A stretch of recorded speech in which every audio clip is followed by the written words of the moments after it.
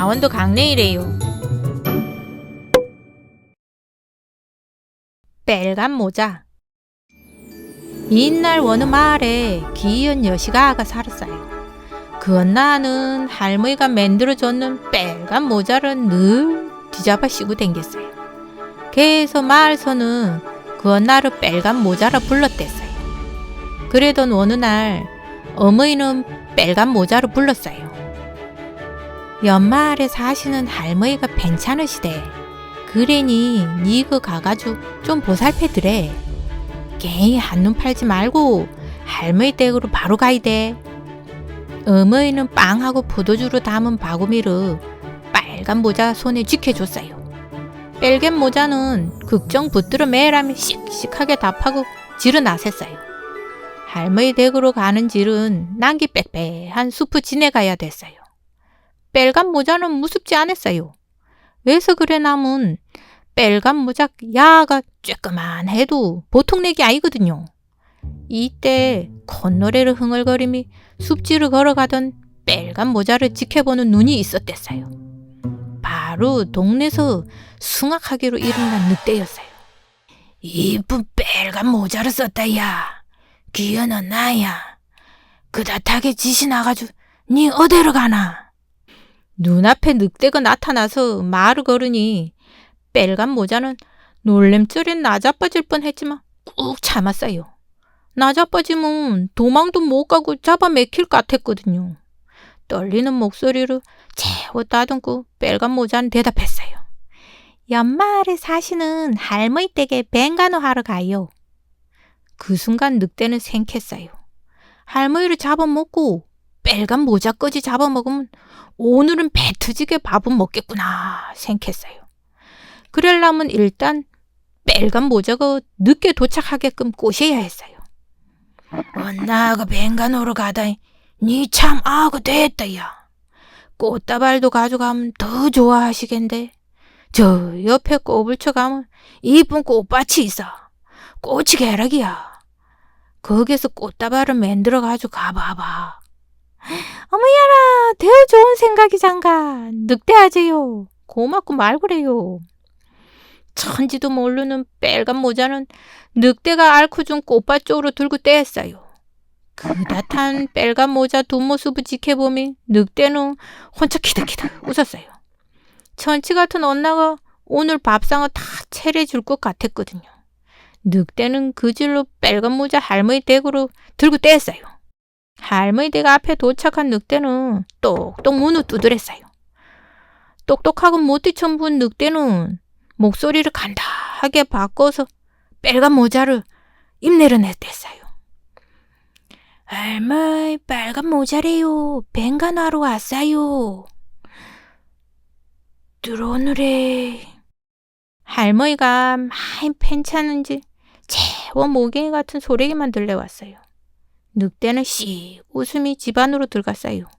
그리고 침대에 둔너 계신 할머니로 숭악하게 한 입에 꿀꺽 삼켜버렸어요.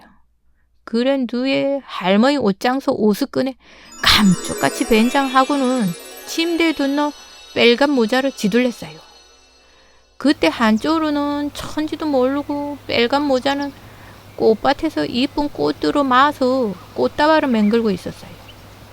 꽃다발을 받고 좋아할 할머니를 생각하니 이 꼬리기 절로 올라갔어요. 꽃다발이 다 되자 빨간 모자는 얼른 할머니 댁으로 걸음 앵겼어요. 할머니 댁 앞에 다다른 빨간 모자는 문을 두들겼어요. 할머니 빨간 모자 왔어요. 들어오느래. 안에서 들려오는 할머니 목소리가 이상하다 생각했지만 괜찮으셔서 그런가 하고 고개를 갸우뚱거리며 집 안으로 들어갔어요. 빨간 모자는 가져온 꽃다발하고 바구미를 침대 머리맡에 내려놓고 할머니로 변장한 늑대한테 다가갔어요. 할머니 몸이 많이 괜찮아요. 빵이랑 포도주를 좀 가져왔어요.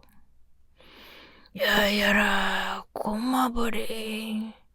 가차에서 들은 목소리는 장주인처럼 걸걸했어요. 빨간 모자는 또 이상하다 생각했지만 다가가서 늑대 곁에 앉았어요. 할머니 목소리가 아재 같아요. 목이 새서 그렇다니. 연기 같은 늑대는 지침을 섞어가며 말을 하니 천지를 모르는 빨간 모자를 깜짝같이 쐬겠다면서 다행이라 생겼어요.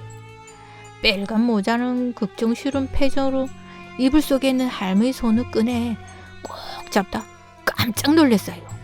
할머니 손이 짐승 손처럼 북슬북슬한 털에게 뾰족한 손톱을 가지고 있었어요. 할머니, 손에 털에게 왜서 이다하게 많아요? 손톱도 너무 찌다해요. 아파서 손톱은 못 깎아 그랬지 않나. 5번에도 늑대는 그럴싸한 핑계를 대서 빨간 모자를 세게 써요. 그런가 하고 고개를 자욱거리는 빨간 모자를 보며 늑대는 속으로 희축하게 웃었댔어요. 할머니 얼굴이 보고 싶었던 빨간 모자는 곧 이불로 낯이 반쯤 가리고 있는 늑대 나쁘대기 쪽으로 다가가가지고 요래저래 살펴봤어요. 할머니, 귀때기가 빼쭉하네. 우리 빨간 모자 목소리를 잘 들으려 그래야지. 이분 왜서 이다하게 크단마 하시오? 이제서 늑대 나빤대기를 지대로 대더본 빨간 모자는 화들짝 놀래서 나자빠지고 말았어요. 그러자니 늑대는 입으로 확 걷어내미 빨간 모자 손을 덥석 잡으며 말했어요. 니를 잡아먹으려고. 가여운 빨간 모자는 그대로 늑대한테 잡아먹히고 말았어요. 할머니와 빨간 모자까지 집어생긴 늑대는 배가 터질 것 같았어요. 더구나 오랜만에 잘 먹은 늑대한테 식곤증이 몰려왔어요. 터질 듯이 빵빵한 배를 토닥이며 늑대는 할머니 침대에 둔너 잤어요. 그런데 그때 늑대 발자주고 따라온 한 사람이 있었어요. 바로 사냥꾼이었어요. 사람들을 잡아먹는 늑대가 무서웠던 동네 사람들이 사냥꾼한테 늑대를 잡아달라 부탁한 거였어요. 오랜 시간 동안 늑대를 쫓아다닌 사냥꾼한테 드디어 기회가 찾아온 게였어요. 할머니 댁 앞까지 쫓아온 사냥꾼은 조심스럽게 안으로 들어갔어요. 집안에는 믿을 수 없는 풍경이 펼쳐져 있었어요. 할머니 옷을 입은 늑대가 터질 듯한 배를 하고 두는 천지를 모르고 자고 있었던 기라니요. 사냥꾼은 전주고 있던 총과 늑대 배를 번갈아 채도봤어요. 총으로 늑대를 죽이면 좋겠지만 뱃속에 사람도 같이 죽으면 어타오. 그래서 사냥꾼은 늑대 배를 가만히 쬐어요. 그러자 빨간 모자를 쓴 여시가가 보였어요. 언나는 울면서 말했어요.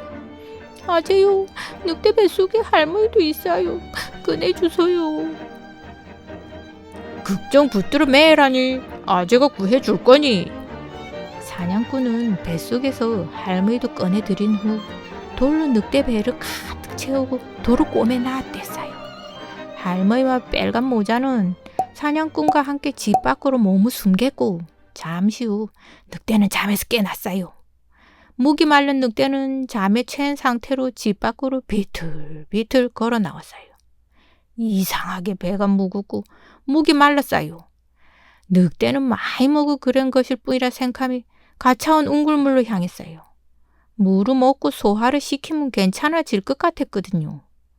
웅굴물을 퍼 올리려고 고개를 숙인 순간 늑대 뱃속의 돌들이 움직이며 앞으로 쏠렸고 그 무게를 못 이겨 늑대는 그대로 웅굴물로 빠지고 말았어요. 이제 마을에 팽아가 찾아왔어요. 할머니는 빨간 모자가 가져온 빵과 포도주를 잡수고 건강을 되찾으셨어요. 안전하게 집으로 돌아가면서 빨간 모자는 생켰어요. 한눈 팔지 말고 할머니 댁으로 바로 가라던 어머니 말씀을 듣지 않고 꽃밭에 들렸기 때문에 이런 일이 생긴 게 아니나. 빨간 모자는 이제 어머니 말씀 떡대기 들어야겠다 하며 집으로 나섰어요. 들어주셔서 고맙습니다.